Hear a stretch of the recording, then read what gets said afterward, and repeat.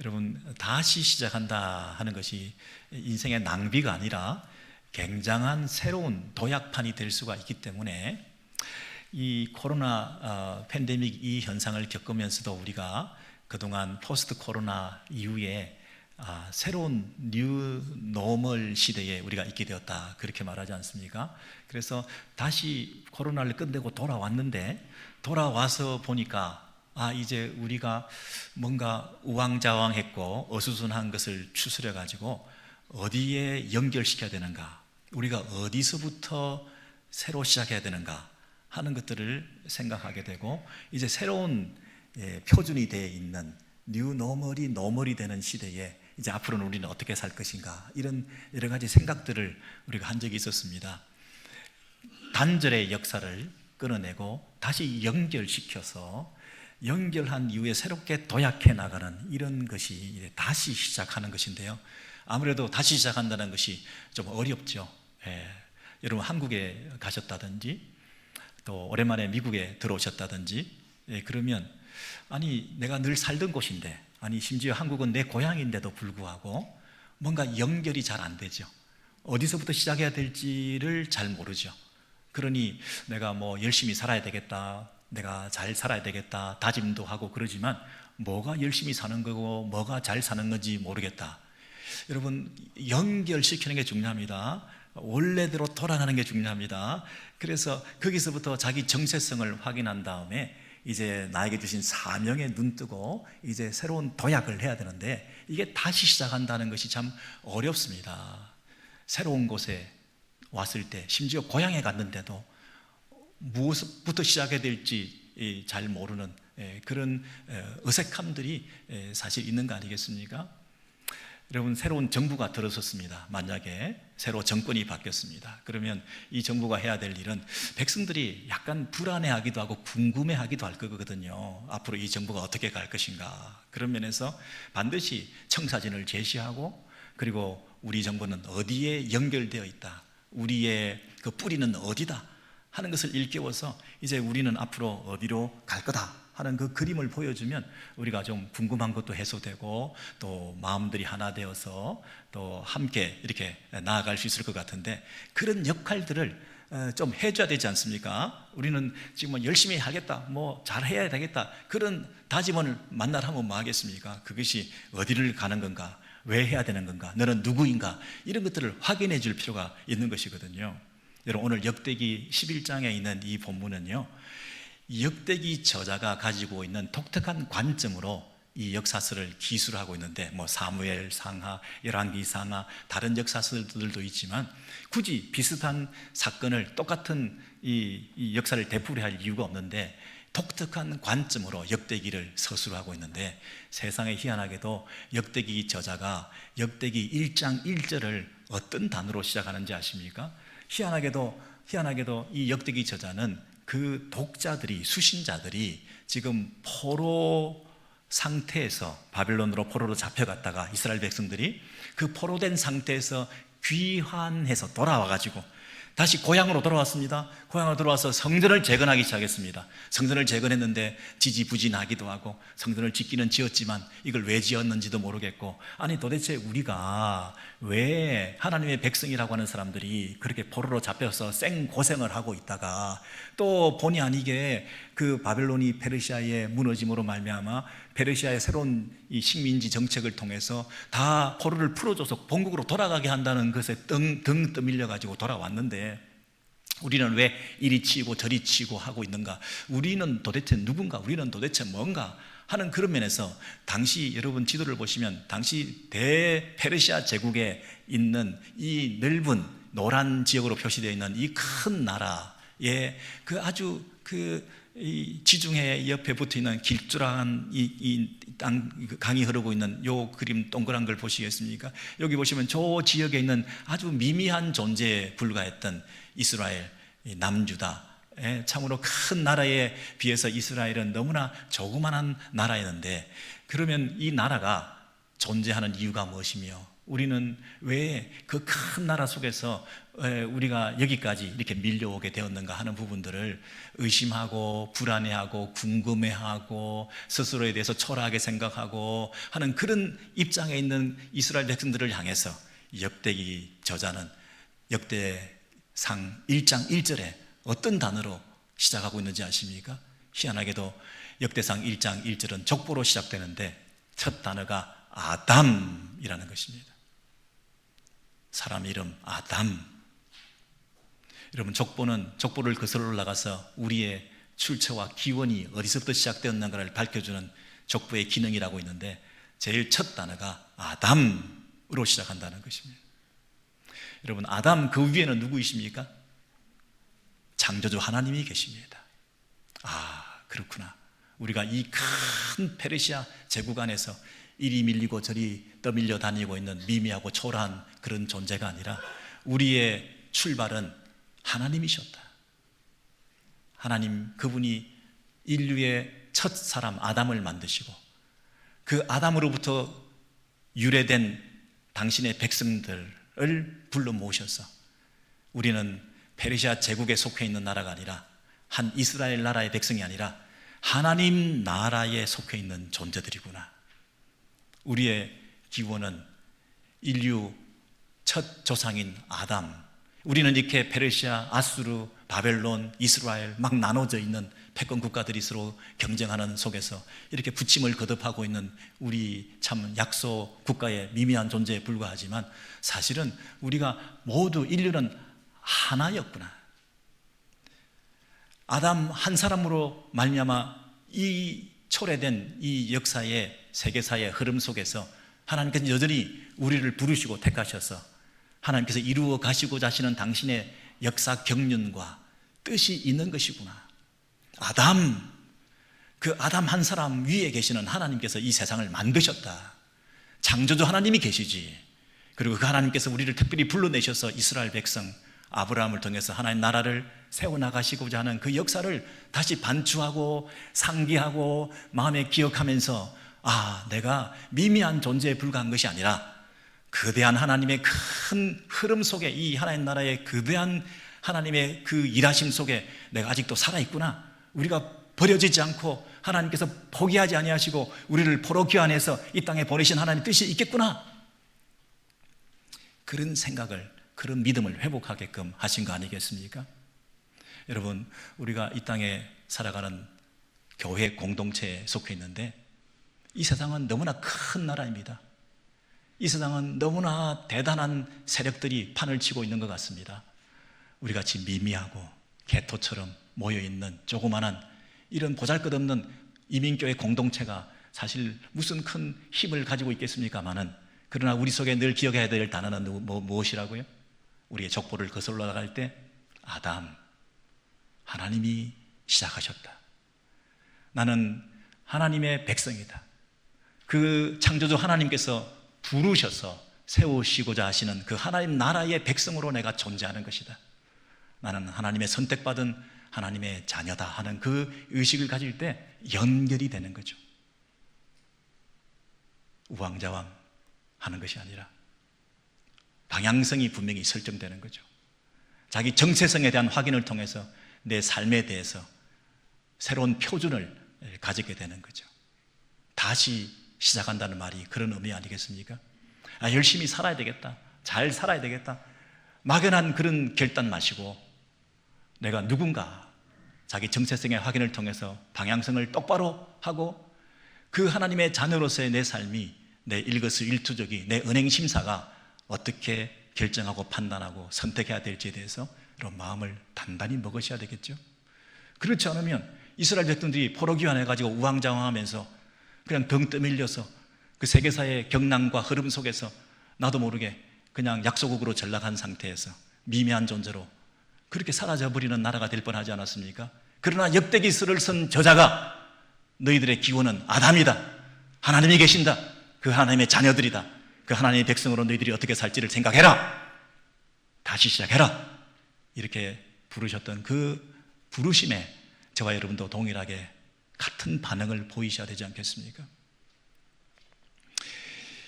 이제 그 하나님의 백성들이 돌아왔는데 그 족보가 1장부터 심지어 9장까지 계속될 줄을 몰랐잖아요. 수신자가 이 글을 읽는데 처음에 아담부터 시작했는데 세상에 이 1장부터 9장까지나 이 족보가 계속된다니 이렇게 지루할 수가 있습니까? 근데 그 족보의 끝부분에 9장 말미에 자신의 얘기들이 나오는 거예요. 역대상 9장 1절 이하에 보시면 온 이스라엘이 그 계보대로 계수되어 이스라엘 왕조실록에 기록되니라. 유다가 범죄함으로 말미암아 바벨론으로 사로잡혀 갔더니, 그들이 바벨론으로 사로잡혀 갔던 그 기록이 나오면서 이제 잡혀갔던 그들이 돌아왔다는 그 기록이 나와 있는 거예요. 이제 잡혀갔던 그들이 다시 그들의 땅, 고향 땅으로 들어와서 이제 제일 처음 그 땅으로 들어온 사람이 누구냐 하면 처음으로 거주한 이스라엘 사람들은 제사장들과 레위 사람들이라. 유다 자손과 베냐민 자손과 에브라임과 므낫세 자손 중에서 예루살렘에 처음 들어와서 귀환해서 그 포로의 상태에서 돌아와서 그 예루살렘에 처음 살게 된 사람들이 이러이러한 사람들이고 이러이러한 사람들이고 자기 얘기를 하고 있는 거예요. 이거를 읽고 있는 사람들이 그 족보의 제일 마지막에 1장부터 9장에 그 제일 마지막에 자기 얘기를 하고 있는 거예요. 너희들이 지금 돌아와서 그 예루살렘에 거주하고 있는 바로 너희들 아니냐? 690명이요 1760명이요 여러분, 이런 명수들을 언급하면서 우리가 바로 그 한 사람 한 사람에 카운트되고 있다는 사실에 여러분 얼마나 감동이 되었겠습니까? 내가 버려진 것이 아니구나. 하나님의 그 눈 안에, 하나님의 손 안에 내가 존재하고 있었구나. 미미하고 초라해서 보잘것없는 약소국의 작은 이민교회의 이 크고 작은 이 세상의 흐름 속에서 상처받고 힘들어하고 병들고 노약하고 이렇게 나는 아무것도 아닌 존재처럼 느껴지는 우리들 가운데 하나님께서 지금 말씀하시죠. 6,900명이라 1,700명이라 그 속에 여러분들의 이름을 부르고 계신다는 것이죠. 아, 내가 지금 돌아오게 된 것이 하나님의 큰 계획 가운데 내가 여기까지 오게 되었구나. 에베레셀의 하나님을 찬양했겠죠. 여기까지 내가 돌아온 것도 하나님께서 은혜 베푸셔서 돌아오게 하셨으니 앞으로도 새롭게 당신께서 우리의 삶을 인도해 주시겠구나. 포로로 잡혀갔던 것이 끝이 아니었구나. 포로로 잡혀갔던 것이 그냥 실패만은 아니었구나. 포로로 잡혀갔던 것이 하나님의 계획 가운데 다시 돌아오게 하셨다고 한다면 앞으로 돌아온 우리들을 통해서 하나님께서 새로운 길을 열어가시겠구나. 그런 확신을 가지면서 몸을, 마음을 추스리면서 다시 성전 재건 사업에 박차를 가하고 그 성전 재건을 통해서 이루어진 그 이스라엘 공동체 안에서 이제 우리가 어떻게 살 것인지에 대해서 마음을 다잡게 되지 않았겠습니까? 포로로 돌아왔던 사람들의 이름이 이러이러하고 각 지파별로 사람들의 숫자가 이러이러하다. 바로 너희들이다. 여러분, 이 부르심 앞에 이제 우리는 앞으로 어떻게 반응하며 살아야 될까요? 우리의 정체성을 확인했습니다. 내가 어디에 속했는지 하나님께서 여전히 나와 함께 하신다고 하는 사실에 대해서 우리가 눈을 뜨게 되었습니다. 버려진 게 아니구나, 실패한 게 아니구나, 나를 통해서 다시 시작하게 하시는 거구나 하는 용기와 새 힘을 우리가 가지게 되었는데 이제 앞으로 어떻게 살아가야 할까요? 오늘 역대기 저자는 그 족보를 끝내고 나서 9장에 끝내고 나서 10장에서 사울 얘기를 잠시 하고 난 다음에 이제 11장에 오늘 본문입니다. 11장 전체 본문 가운데 다윗 왕을 세우는 놀라운 사건을 기록하고 있습니다. 역대상 11장 1절 이하에 보시면 온 백성들이 다윗을 왕으로 세우게 되는데 그 다윗은 왜 세워지느냐 하면 하나님께서 이미 하신 약속대로 그게 이루어지고 있다. 그러면서 하나님께서 당신의 백성, 내 백성 이스라엘의 목자가 되는 것이다. 다윗 왕을 세우는데 다윗은 열방의 여느 왕들 같이 군림하는 그런 왕이 아니라 내 백성의 목자가 되는 거다. 목양하는 거다. 섬기는 거다. 사랑으로 생명을 바쳐서 선한 목자로서 이리와 개들의 공격을 향하여 이 끝까지 책임지고 잃어버린 양 한 마리라도 찾아내어서 하나님께서 책임져 주시는 그런 목자의 심정으로 왕노릇하게 되는 것이라고 이렇게 말씀해 주십니다. 그런데 거기에 대한 반응으로 이스라엘의 모든 지파들의 대표인 장로님들이 다 모여가지고 그 왕에게 나아가서 왕에게 언약을 맺겠다. 그리고 그 다윗에게 기름을 부어주면서 이스라엘의 왕으로 삼았다. 이렇게 말하고 있습니다. 여러분, 하나님께서 다윗을 이스라엘의 목자로 세워주셨죠.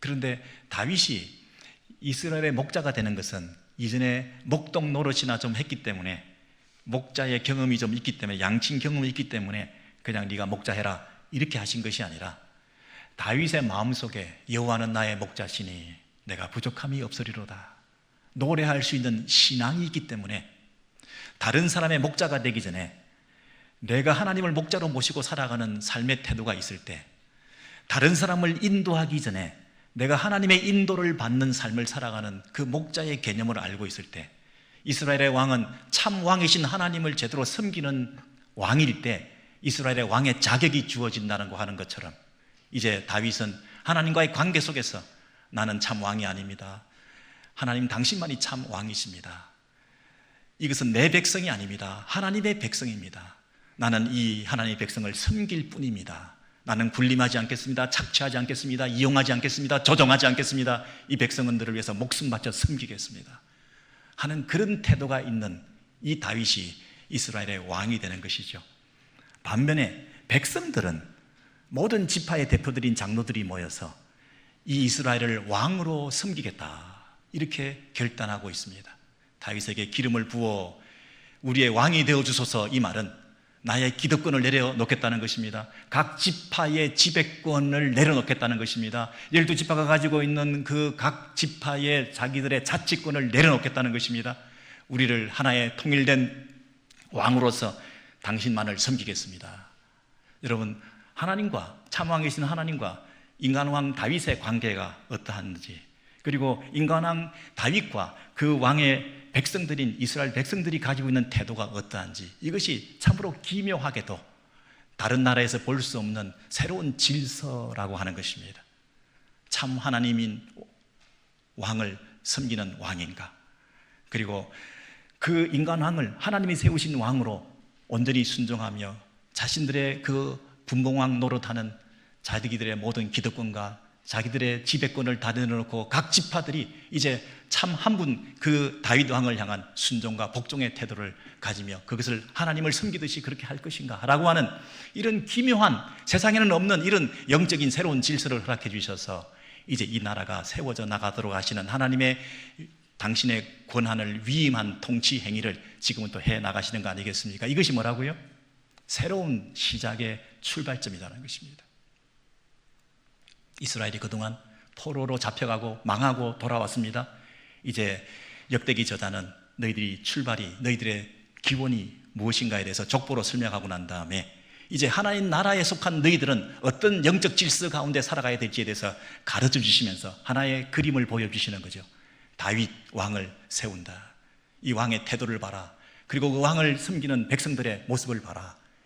그것을 통해서 새로운 영적인 질서를 통해서 이 세워져가는 이 하나님 나라의 모습을 이제 보여주기를 원하는 거죠. 그래서 다시 한번 역사의 전체를 되풀이하지 마라, 너희들이 왜 망했는지, 그 왕들이, 인간왕들이 백성들을 착취하고 억압하면서 자기 왕노릇 하는 것에 만족해서 살았던 그 인간왕들의 잘못을 되풀이하지 마라. 백성들은 백성들대로, 왕은 왕대로 하나님을 등한히 했던 그들의 잘못을 통해서 그 나라가 망했다고 한다면, 다시 너희들이 시작할 때는 이 새로운 질서 안에서 하나님의 통치가 시행될 수 있는 이 방식으로 이 나라를 세워나가라 라고 가르쳐 주신 거 아니겠습니까? 여러분, 사무엘서에 보면 이 사울이 다윗을 쫓아다니면서 죽이려고 들고, 사울이 왕되는 그 모든 과정, 초창기 왕정 국가가 수립되는 그 과정이 20석장에 걸쳐서 아주 장구하게 기록되어 있는데, 이 역대기는 단 한 장으로 마무리하면서 사울 얘기는 10장에서 얘기하고 사울이 죽었다, 이제 다윗이 시작된다 하며 새로운 이상적인 왕으로 세워주면서 그 왕의 통치 아래에 이 나라가 어떻게 세워져야 될지에 대해서 그림을 제시하고 있는 것이거든요. 그래서 이 다윗 왕국이 이제 어떻게 세워져 가야 될지에 대해서 이전의 역사의 전철을 실수를 되풀이하지 말고 이제 포로기 안에서 돌아왔던 이 성전 재건한 하나님의 백성들이 이제는 새로운 땅에서 다시 시작하는데 제대로 한번 시작하자. 그냥 열심히 산다, 잘 살아야 되겠다, 그런 막연한 얘기 말고 하나의 그림을 가르쳐 줄 테니까 이 그림대로 바람직한 모습대로 한번 살아보자. 그것이 새로운 통치 방법이다. 참 왕이신 하나님을 잊지 마라. 그렇게 얘기를 하고 계시지 않습니까? 그러면서 오늘 본문의 제일 마지막 장에 11장 17절에서 19절에 하나의 에피소드를 설명해 주시면서 이 얘기를 통해서 지금까지 제가 설명드렸던 그림을 다시 한번 재확인해 주고 있는데요. 11장 17절 이하에 이런 사건이 있었습니다. 다윗이 갈망하여 간절히 원했다는 것입니다. 정말 목이 말라서 간절히 원하는 것이 무엇이었느냐면 자기 고향 땅에 베들레헴에 가면 굉장히 프레시한 아주 깨끗한 물을 우물에서 길어서 마실 수가 있는데 지금 전쟁통 속에서 제대로 물 공급이 되지 않은 가운데서 목도 마르고 클클하고 정말 이런 상황에서 야, 우리 고향 땅에 있는 그 베들레헴의 우물가에 있는 그 물 한번 마셨으면 소원이었겠다. 그러면 정말 우리가 한번 살아날 수 있을 것 같은데 하고 이렇게 푸념처로 혼잣말로 했는지 모르겠는데 그 얘기를 들었던 새 용사가 있었습니다. 다윗의 충성스러운 새 용사가 블레셋 군대를 돌파하고 목숨을 걸고 그 우물물을 길어다가 다윗에게로 가져온 거 있죠. 세상에 어떻게 이런 일이 있습니까? 근데 다윗이 그 가져온 목숨 걸고 길어온 그 물을 마시기를 기뻐하지 아니하고 세상에 그 물을 여호와께 부어 버렸다 그랬습니다.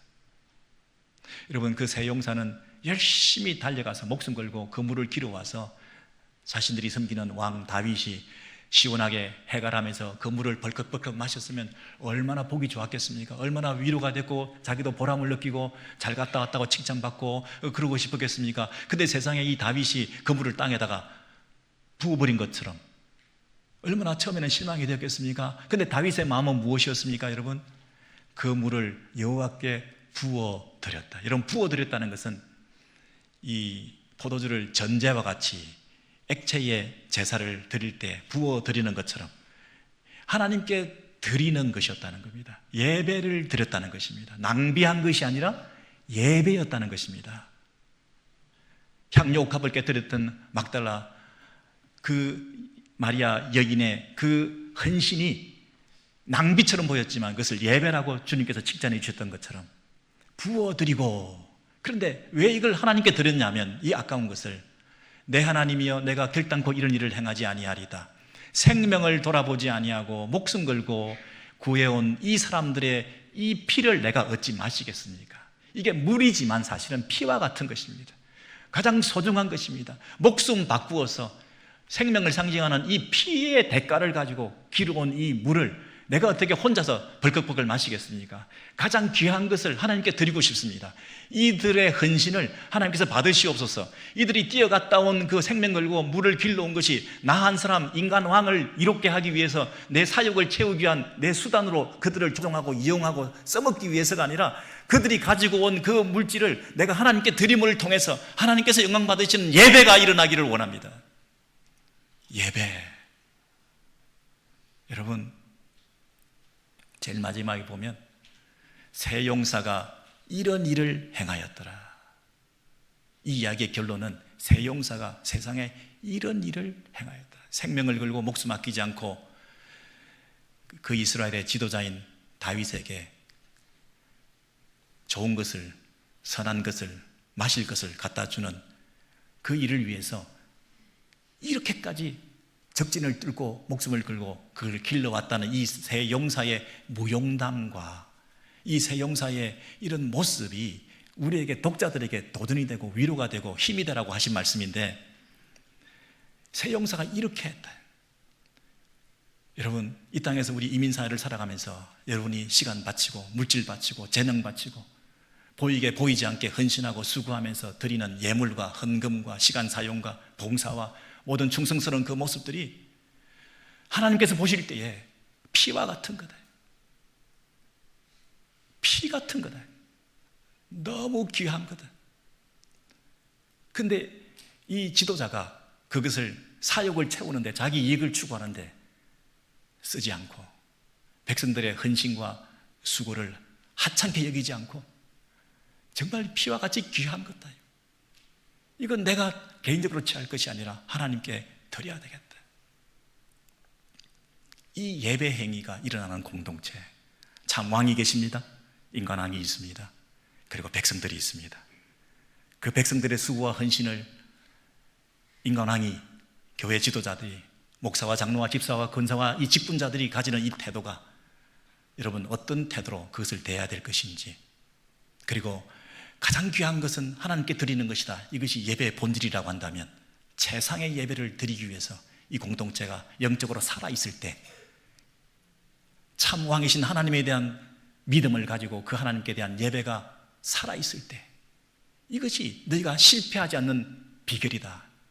역사에 아무런 전철을 되풀이하지 않을 수 있는 유일한 길이다. 포로로 잡혀갔다가 돌아온 그들에게 다시 포로로 잡혀가지 않을 수 있는 유일한 길은 뭐냐? 바로 이 영적 질서를 회복하는 것이고, 이 예배를 회복하는 것이고, 이 정신이 살아있는 것이다. 결단코 이 새 용사가 한 일이 헛된 게 아니다. 낭비가 아니다. 예배다. 그리고 그들의 수고와 헌신을 귀하게 볼 줄 아는 영적인 지도자가 가지고 있는 깨어있음, 정신차림, 이런 영적 긴장 상태, 그리고 사리사욕을 추구하지 않는, 사람을 수단화하지 않는, 사람의 목숨을 하찮게 여기지 않는 그들의 그 섬김을 귀하게 여기며 그것을 하나님께 온전히 바칠 수 있는 이 살아있는 예배의 정신이 이 공동체를 앞으로 살리는 것이다. 여러분의 가정은, 여러분의 자녀들은 어떻게 앞으로 살아날까요? 어떻게 다시 시작해서 아름다운 삶을, 인생의 후반전을 열어갈 수 있을까요? 어떤 자녀가 어렵게 힘들게 취직을 해서 첫 월급을 가져왔습니다. 부모가 이렇게 얘기합니다. 나한테 주는 것도 좋고 너를 위해서 쓰는 것도 좋지만 이 귀한 거 하나님께 드리자. 첫 샐러리를 하나님께 드리자. 부모를 위해서 멀리까지 가서 줄을 2시간, 3시간 써가지고 먹고 싶은 것을 가지고 왔는데 부모가 그걸 벌컥벌컥 받아 먹는 것도 자녀들에게 기쁨이 되고 위로가 되겠지만 가장 귀한 것은 하나님께 드리자. 여러분, 이런 태도로 부모가 살아갈 때 여러분 이 가정이 잘 되지 않겠습니까? 하나님 축복하지 않겠습니까? 그 정신이 살아있을 때 사람들은 바보 취급을 하고 낭비라 그러고 그 돈 가지고 다른 사람 도와주지 라고 하는 그런 빈정거림을 당한다 할지라도 우리 가정은, 우리 교회는 나는 그런 믿음을 지키며 그 순수성을 잃지 않고 살아갈 때 그것이 이 시대를 깨우고 세상을 밝히는 아름다운 신앙 공동체로서 회복되는 그런 은혜가 있지 않겠습니까? 여러분, 누가 뭐라 그러겠습니까? 그걸 벌컥벌컥 마셨다고 해서 그게 뭐 잘못입니까? 그러나 여러분, 하나님이 받으시는 예배를 내가 그 영광을 찬탈하지 않고 그 마음의 신앙 양심을 지키면서 그 순수성을 잃지 않는 그런 믿음을 올곧게 우리가 지탱하며 나아갈 때 하나님께서 외면하지 않으실 것입니다. 여러분, 다시 시작할 수 있습니다. 여러분, 다시 시작한다는 것은 낭비가 아닙니다. 여러분, 다시 시작한다는 것은 새로운 도약입니다. 다시 시작한다는 것은 엉거주춤한 상태에서 영적 침체기를 지나고 있는, 자포자기하고 있는, 무기력 상태에 빠져있는 오늘날 저와 여러분의 교회의 모습들 가운데서 다시 시작한다는 것은 아담으로 돌아가는 것입니다. 창조주의 그 능력을 우리가 신뢰하고 바라보는 것입니다. 그분께서 우리를 부르셔서 새로운 길로 열어가신다는 새로운 출발의 우리 은혜의 진원지가 이 장소가 될 수 있는 거 아니겠습니까? 바로 이 자리에 그런 다시 시작함이 있게 되어서 저와 여러분의 삶 가운데, 여러분의 가정과 자녀들 가운데, 우리 공동체 가운데 하나님께서 큰 축복을 주시는 그런 예배가 회복된 공동체, 아름다운 하나님의 인도하심 가운데 큰 은혜를 힘입는 우리 모두가 되시기를 주의 이름으로 소원합니다.